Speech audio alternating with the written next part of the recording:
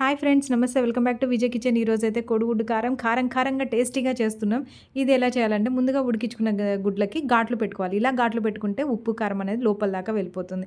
ఇంక ఇప్పుడైతే కళాయి తీసుకున్నాను. ఇందులో కొద్దిగా ఆయిల్ వేసుకొని దీని చుట్టూ ఇలా తిప్పుకోవాలి. ఎందుకంటే వేసిన గుడ్లు అతుక్కోకుండా ఉంటాయి అనమాట.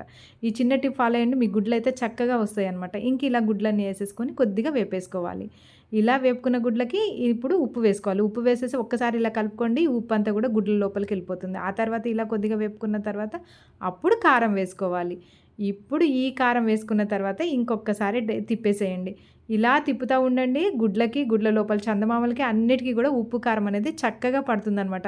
ఇది రైస్‌లోకి చక్కగా దాంతోపాటు పప్పుచారు ఏదన్నా సరే పచ్చడి ఇంకా అన్నిట్లోకి చాలా బావుంటుంది. అంతెందుకు ఇంకొంచెం ఉప్పు కారం ఎక్కువ వేసుకోండి. ఇదైతే రైస్‌లోకి ఏకంగా తినేసేయొచ్చు. అంత టేస్టీగా ఉంటదనమాట. అంతేకాదు గుడ్డు టేస్ట్ చెప్పండి. అసలే ఫ్రై అయిపోయింది. దాంతో పాటు ఉప్పు కారం పట్టింది. ఇంకా ఈ రుచి అదిరిపోయింది.